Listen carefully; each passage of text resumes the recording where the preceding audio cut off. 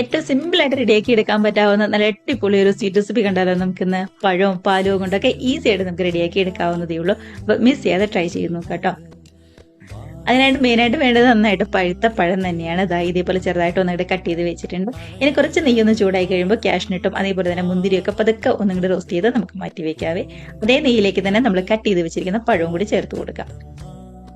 പഴമൊക്കെ ആണെങ്കിൽ നന്നായിട്ട് ചൂടായിട്ട് വരുമ്പോൾ ഒരു 2 ടേബിൾ സ്പൂൺ പഞ്ചസാരയും കൂടി ചേർത്ത് നല്ലോണം ഒന്നുകൂടി മൊരിഞ്ഞ് വരുമ്പോൾ ഒരു പ്ലേറ്റിലേക്ക് മാറ്റി കൊടുക്കുന്നുണ്ട് കേട്ടോ.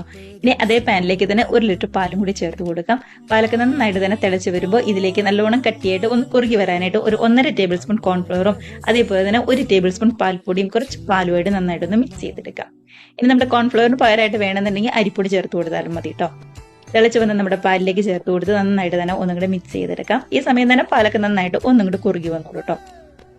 ഇനിയിപ്പോൾ മധുരത്തിന് വേണ്ടിയിട്ട് പഞ്ചസാരയും അതേപോലെ തന്നെ നമ്മൾ റെഡിയാക്കി വെച്ചിരിക്കുന്ന പഴത്തിന്റെ 1/4 ഭാഗം കൂടെ തന്നെ കാഷ്നട്ടും മുന്തിരിയും കൂടി ചേർത്ത് കൊടുക്കുന്നുണ്ട്.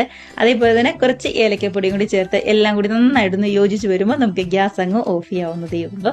അപ്പൊ ഇത്ര സിമ്പിളായിട്ട് റെഡിയാക്കി എടുക്കാൻ പറ്റാവുന്ന നല്ല പുളി സ്വീറ്റ് റെസിപ്പിയാണ്. തണുത്ത് കഴിയുമ്പോൾ ഒന്നും കൂടി എല്ലാം കൂടി ഒന്ന് സെറ്റായിട്ട് വരും കേട്ടോ.